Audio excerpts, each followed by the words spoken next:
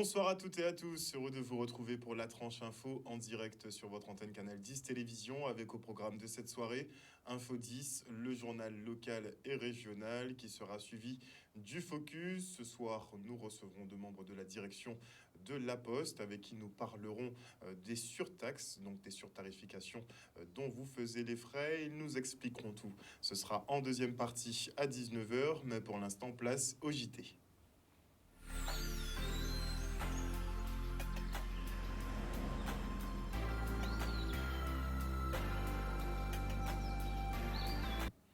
Nous sommes le mardi 10 janvier 2023 et aujourd'hui, la première ministre Elisabeth Borne a présenté les grandes lignes du projet de réforme des retraites.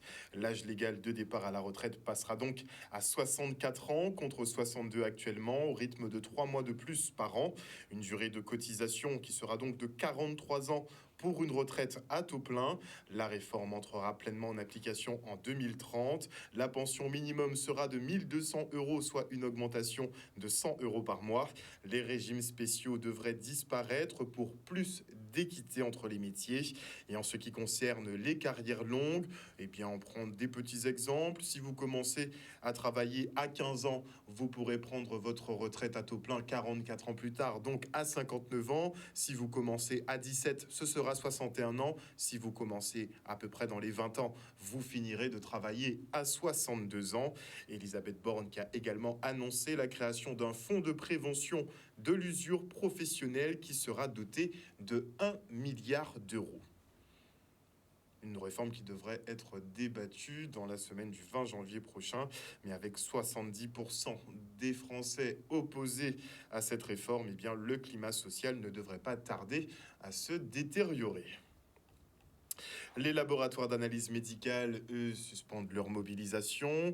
Malgré effectivement cet arrêt, eh bien, ils dénoncent tout de même la réduction de 1,3 milliard d'euros d'aide pour leur secteur. Pour le gouvernement, il s'agit de récupérer les excédents de profit réalisés pendant la période Covid. Une mauvaise stratégie et un mauvais calcul pour les laborantins qui se retrouvent lésés. Regardez. Nous sommes mobilisés donc, depuis plusieurs mois pour lutter contre la volonté du gouvernement qui était de réaliser une ponction de près d'1,3 milliard sur la biologie médicale. L'objectif était pour le gouvernement de récupérer le profit que nous aurions fait durant la crise Covid. Ce profit n'est pas d'1,3 milliard mais de 850 millions. Et il faut se rappeler que ces examens ont été réalisés dans un contexte sanitaire qui était un contexte tendu et nous avons réalisé des tests sur la demande, voire même l'injonction du gouvernement. Souvenez-vous, à l'époque, il fallait tester pour protéger le territoire. Donc il nous est apparu totalement incohérent et injuste que moins d'1 an après, on considère que ces sommes qui auraient été engrangées par la profession soient rétrocédées dans le cadre du PLFSS 2023. C'est ce qui a motivé notre premier mouvement de grève que nous avons eu en novembre, que nous avons renouvelé en décembre. Et face à l'autisme du gouvernement, nous avons décidé la fermeture des laboratoires à compter de lundi, donc hier, jusqu'à dimanche prochain. Nous avons une excellente nouvelle, c'est que ce matin, donc au niveau national, suite aux reprises des discussions avec la CNAM et le ministère de la Santé, la grève est suspendue. Nous en sommes très heureux, bien sûr, parce que notre volonté est de pouvoir très rapidement réouvrir nos laboratoires, garantir le soin de nos patients. Nous avons pu obtenir ce que nous avions acté, c'est-à-dire une contribution exceptionnelle pour 2023, parce qu'on est tout à fait conscient de la nécessité de participer aux efforts d'économie sur la santé. Mais par contre, pour les années 2024 à 2026, ce sont des négociations qui vont avoir lieu avec la CNAM et le ministère sur le modèle de ce qui se faisait autrefois. C'est ce qui nous permettra d'avoir une certaine visibilité pour l'avenir et ce qui nous rassure à la fois pour le service et pour nos patients. Depuis plusieurs semaines maintenant, nous vous parlons de ces usagers de la Poste qui se plaignent de plus en plus des surtaxes à régler à la réception de leurs colis. Le syndicat Sud PTT Goa dénonce donc un service public à double vitesse qui profite de ses clients et met à mal aussi les emplois. Regardez. Nous venons voir directeur à centre d'autres il a fait une intervention en les chaînes azote, mais il n'a jamais parlé de oh là l'argent la caille et pour qui poche quelqu'un rentre. Alors ça nous devait dénoncer ce jour-là, c'est que on peut pas ni un service public à double vitesse. Ça n'est pas normal. Ça a premièrement pénalisé la population de la Guadeloupe et deuxièmement, ça a engendré une vague de suppression d'emplois dans les jours, dans les mois à venir dans la poste Guadeloupe. Alors, il faut savoir qu'un colis, là où il est sorti en France, il vient ici, il sait quoi crier, il y a un coût déjà en l'air, un coût du transport qui est assez élevé. Et on dit deuxièmement, c'est quoi crier l'octroi de méo.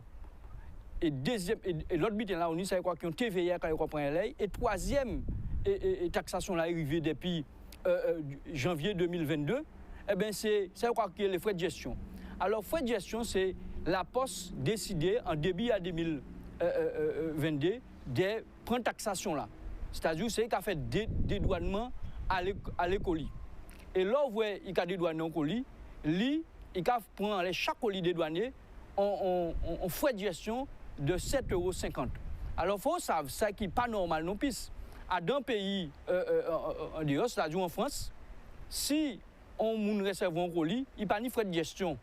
Seul gens qui réserve un frais de gestion, c'est si le colis est sorti hors Union européenne.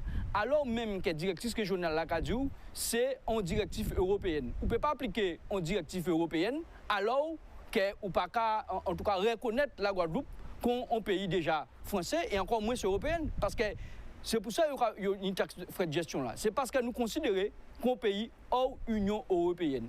Et dans octroi de mer là, il faut savoir qu'on a 7,5% qui caille pour les communes, ces taxations-là, et on a 2,5% qui caille pour la région. Mais sans là, ça, et ça a fait un prix exorbitant du colis, et ça nous a dit que la préoccupation première à nous, à Subtétégoise, c'est que dans l'avenir, ça va créer des suppressions de postes si ça arrêtait en l'état. Et c'est ça que nous avons dénoncé aujourd'hui-là. Il faut nous interpeller l'opinion, nous interpeller les élus qui sont responsables pour dire qu'il y a plus de des centaines d'emplois qui sont en jeu. Alors organisez-vous pour déjà pas pénaliser la population, parce qu'en plein 2022, nous bien voyons que les colis ont augmenté de 20% par rapport en pleine crise. Alors même que tous côtés dans le monde, colis, en tout cas, ont augmenté. Sauf en Guadeloupe, où il y a une diminution. Nous avons un chiffre réel qui en décembre 2021, où il y a à peu près 58 000 colis qui rentrent en Guadeloupe.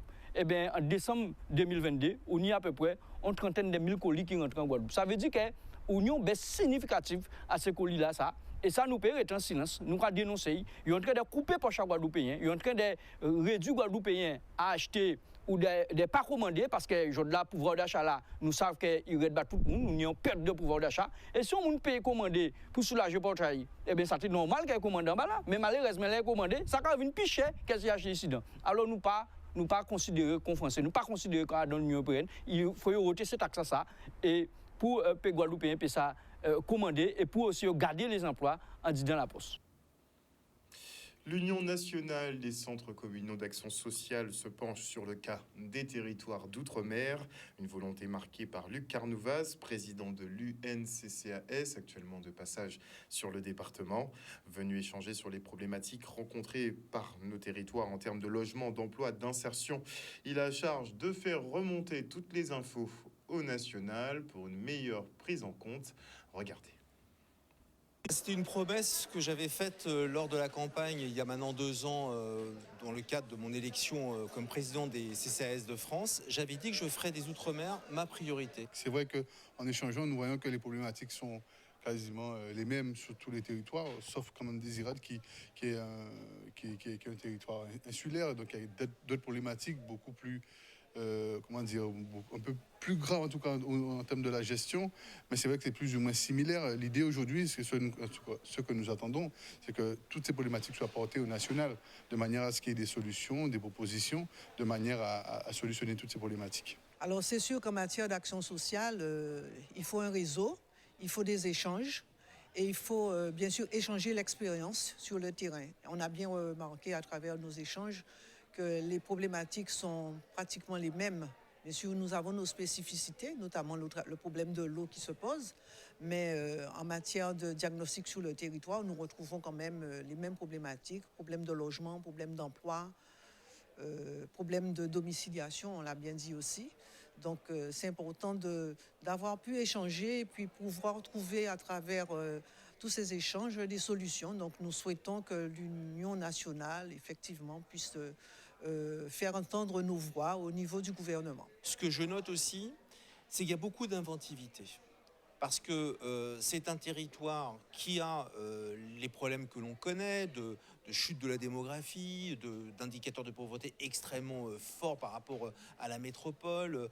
On a des problèmes de santé mentale. La Covid est passée par là encore de manière plus forte et plus violente. Et pour autant, moi, ce que je dis à tous mes collègues dans ce tour de France, je leur dis, il y aura un après et il y avait eu un avant Covid. Et l'après-Covid, c'est d'avoir appris à travailler tous ensemble. Cette maladie française de travailler en silo, chacun dans son couloir, plutôt que d'apprendre que le bloc communal avec le bloc départemental, le bloc régional, les services de l'État, les grandes associations peuvent ensemble créer de belles synergies. Il y a cette envie, cette ambition, on l'a encore vu ce soir ici, de pouvoir apporter toujours plus de réponses. Ça me motive comme président de l'UNCAS. Moi, vous savez, je suis un bénévole dans tout ça. Comme je l'ai dit en faisant rire le président du département cet après-midi. Moi, j'ai rien à vendre, j'ai rien à acheter. Sinon, mon envie, peut-être un peu la fougue, mais surtout mon ambition politique, d'aider l'ensemble des territoires de notre beau pays.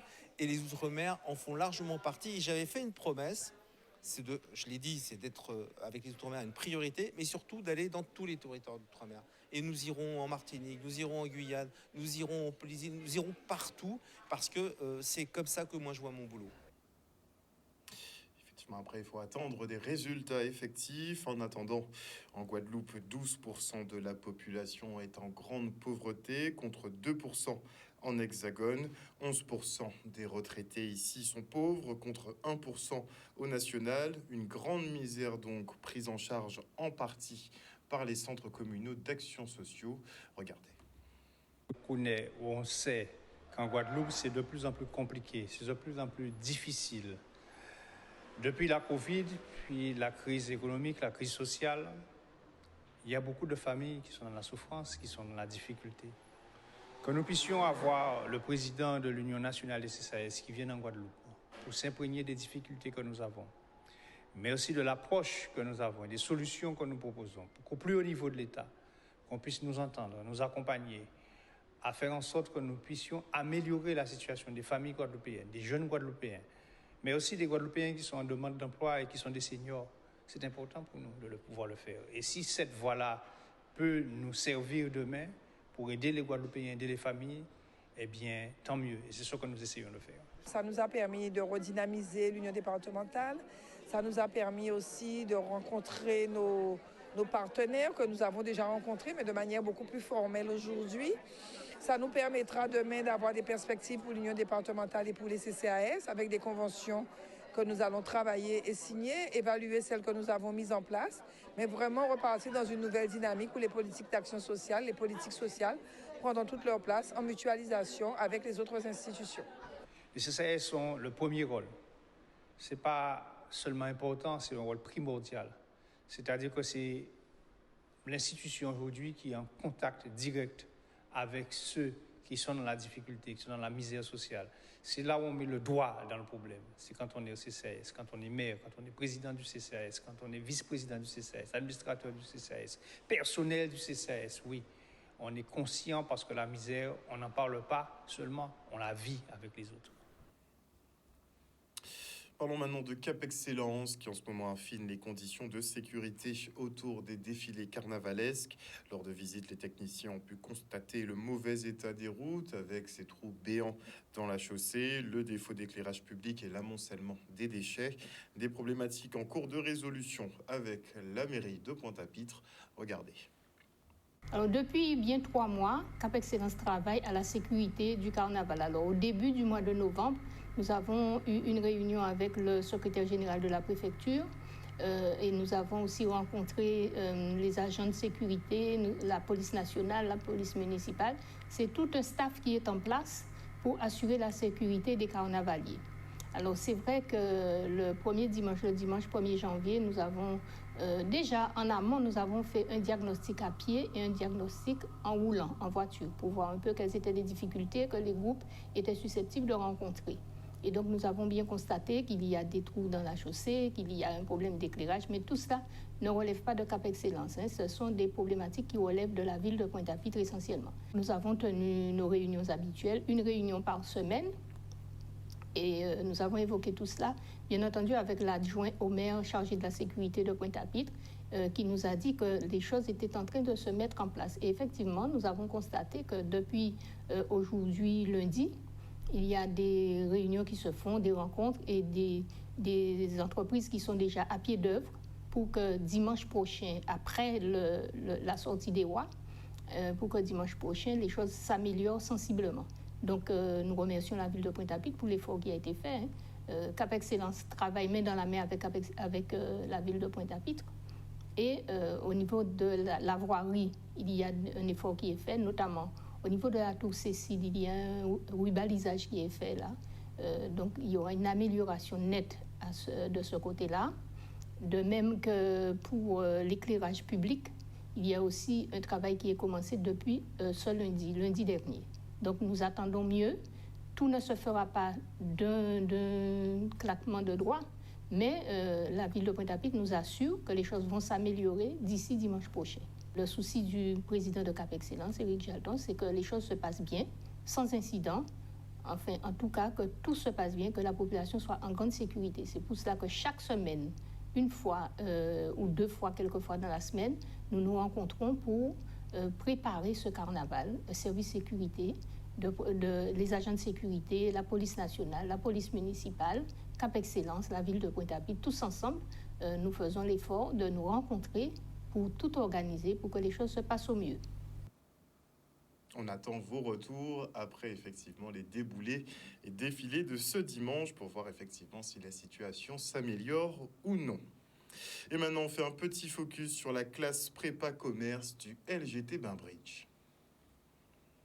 Ici, nous sommes en ECG, donc c'est la prépa commerce, c'est comme cela qu'on disait les choses avant, une prépa commerce qui prépare nos étudiants en 2 ans, voire 3, aux grandes écoles de commerce. Il y a évidemment d'autres moyens d'accéder aux écoles de commerce, mais ça reste la voie royale, précisément parce que c'est une filière qui est encore un peu généraliste, où ils ont toutes les matières, où finalement ils sont obligés de continuer, de travailler, d'avoir un regard sur le monde hyper ouvert, de continuer à être curieux, de se former le mieux possible et le plus possible, surtout pour être prêt pour les challenges de demain. C'est un niveau qui est très exigeant parce qu'on a l'habitude de dire que les années comptent double en fait. Leur niveau en sortie de 2e année quasiment équivalent au niveau de master. Donc c'est très exigeant. C'est la raison pour laquelle les élèves qui sont déjà excellents au lycée cherchent à nous rejoindre. Mais j'insisterai aussi sur le fait que des élèves parfois moyens au lycée se révèlent en fait face à l'épreuve du concours. Face à une telle exigence, ils sont amenés à se dépasser et atteignent des niveaux qu'ils n'auraient même pas imaginés. C'est une voie qui m'a toujours été dite comme étant une voie d'excellence, qui demande aussi beaucoup de rigueur et d'encadrement. Et me connaissant, je savais que notamment à l'université, j'allais être trop perdue. Je trouvais que ça ne me correspondait pas, qu'il y avait trop de personnes justement dans un amphi, et que la classe prépa, ce sont des classes à taille humaine. Du coup, ça me correspondait plus. Et la formation également, qui est une formation d'excellence. Ici, la prépa, ce qui est bien, c'est qu'elle nous encadre et elle nous donne aussi un fil conducteur qui nous permettra ensuite d'aller vers d'autres débouchés qui seront meilleurs pour l'avenir. Chaque personne ici est venue avec des certaines facilités, mais surtout un objectif. Ici, ce qui nous regroupe, c'est qu'on a tous un objectif d'aller dans une grande école. On est tous motivés. Ouais. Donc c'est ce qui nous réunit et qui nous permet de toujours viser le meilleur. Les jeunes n'ont plus tellement l'occasion de se frotter à des choses difficiles. Et là, en fait, on accueille déjà des élèves de tous les horizons. Donc on peut accueillir de très bons élèves. Nous avons en particulier cette année une excellente classe de ECG, première année. Il y a vraiment des élèves qui ont un très très bon niveau. Et nous accueillons aussi des élèves moyens, des élèves qui sont un peu moins à l'aise. Mais en fait, qu'est-ce qui est important ? Ce qui est important, c'est en fait le dépassement de soi. Et ça, c'est ce que je trouve vraiment fabuleux. Passez-moi le mot génial, comme disent les élèves, même génialissime, comme le dit une de mes amies, le dépassement de soi qui est permis grâce à cette formation de haut niveau. Donc on peut aller bien au-delà de ce qu'on imaginait être capable de faire. Un reportage signé Maxime Morel. Parlons maintenant d'une discipline qui mêle sport et art, en l'occurrence la gymnastique artistique, par le biais effectivement du club Mosaïque Gym Guadeloupe. Alors c'est vrai que globalement, quand on parle de la gym, les enfants pensent beaucoup aux roues, aux roulades. Donc c'est un petit peu le point commun qu'on a avec la gymnastique aux agrès, même si ce n'est pas l'essentiel de notre pratique. Mais je pense, nous on a eu une grosse augmentation du nombre de licenciés. On essaye de multiplier les actions pour que les parents voient ce que ça donne, que les enfants aient l'occasion de présenter leur travail. Et je pense que ça joue. Et d'ailleurs, merci à Canal 10 d'être là ce soir, parce que la visibilité va aussi permettre à plus d'enfants, de jeunes filles, de connaître ce type d'activité et d'avoir envie de se diriger vers ces pratiques-là. Surtout qu'au-delà du rêve, et avec le rêve, il y a vraiment un potentiel non négligeable sur le territoire. Et les années passant, on va vraiment arriver, on est déjà en train de faire des très belles choses. Je pratique la gymnastique depuis que je suis petite, donc j'ai été plongée un peu dans l'univers depuis très longtemps et ça m'a plu. Alors la sélection, on a fait une compète avec la Martinique et la Guyane, donc ça s'est plutôt bien passé. J'ai fait quelques erreurs durant mon passage, mais ça s'est plutôt bien déroulé globalement. J'espère faire un bon classement et surtout me faire plaisir pour ne pas regretter plus tard.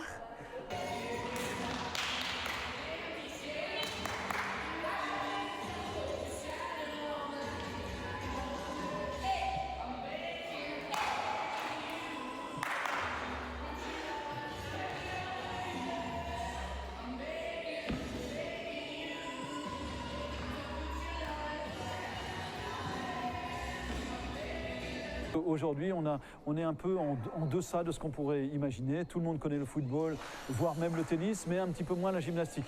Pour autant, vous savez que c'est le sport olympique numéro 1, qu'on partage parfois, on partage le classement avec l'athlétisme et la natation, mais en tout cas, on est dans cette position-là. Il est vrai qu'en France, on a un petit peu un déficit d'image, donc on a, nous, des efforts à faire sur ce sujet-là. Mais vous savez qu'on a plusieurs activités, la gymnastique masculine, la gymnastique féminine, la gymnastique rythmique, le trampoline, sont autant de sports olympiques. Donc on espère aussi pour les Jeux de 2024, on espère que ça va nous donner une médiatisation un peu supérieure à ce qu'on a d'habitude. Alors en fait, on a un certain nombre d'échanges avec les territoires ultramarins. On a un certain nombre d'échanges qui nous permettent d'avoir identifié déjà un certain nombre de points sur lesquels on pourrait avancer. Et l'idée, c'est de faire un plan spécifique pour nos amis ultramarins. Donc ici, ce déplacement ici en Guadeloupe nous permet d'affiner un petit peu ce qu'on veut faire avec eux. Moi, ce que je veux dire à nos amis guadeloupéens, c'est que ce sont les hommes qui font la gymnastique. Et plus il y a d'engagement, plus il y a des hommes qui se respectent entre eux et qui collaborent entre eux, plus on a des chances d'aller vers le meilleur niveau. Et en tout cas, pour partager avec le plus d'enfants possible, le plus d'enfants guadeloupéens possible, et vers un meilleur niveau. C'est ça notre espoir commun. Et on est aussi une terre de champions en gymnastique artistique, par contre. Et voilà, chers téléspectateurs, nous sommes arrivés au terme de ce journal. Merci pour votre fidélité à ce programme. Comme je vous l'ai dit en début d'édition, Elisabeth Borne, la Première ministre, a donc présenté les grandes lignes du projet de réforme des retraites qui devrait être débattu entre guillemets, puisque ça devrait être assez expéditif sur cette question-là. Et a priori, la retraite passera bien à 64 ans contre 62 ans pour l'instant, avec une durée de cotisation pour une retraite à taux plein de 43 ans. Une bonne soirée à vous sur Canal 10. Bisous, bisous tout le monde.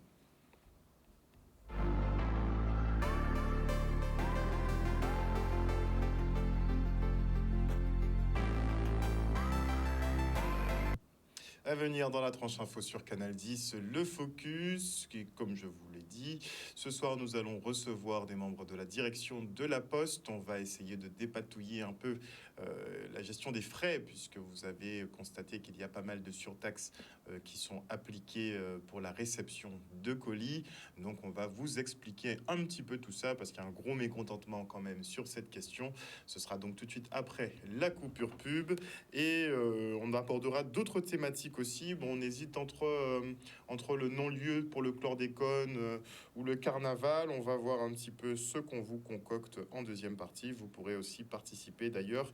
Et avant cela, je dis bonsoir à Jimmy, bonsoir à Gridouchou, bonsoir à Alexandra Lambert, bonsoir à Perle de Karukira, bonsoir au général Franck Abar, bonsoir à Myrtille des Antilles, à Claudie Giraud-Girard, bonsoir à Alain Baron, bonsoir également à You Lee, bonsoir à Marie Rutil, bonsoir à Célia Mimiette, à Yvelle Boucard, à Lydia Luce, bonsoir à Moïse Tézénas, bonsoir à Fabienne Médard, à Ghislaine Calif, bonsoir à Whitney Casey Echa, bonsoir à qui d'autre, eh bien bonsoir à Marie-Hélène Boré, ça me fait plaisir, bonsoir à Agnès Bolmin, à Essila Suirilave, bonsoir à Rudy Méry, à Bertrand Herlem, à Patricia de Normandie. Bonsoir en tout cas à tous les internautes qui nous suivent sur le Facebook. Bonsoir à ceux qui nous suivent sur l'antenne de Canal. On se retrouve après la coupure pub et on va parler des frais des colis postaux.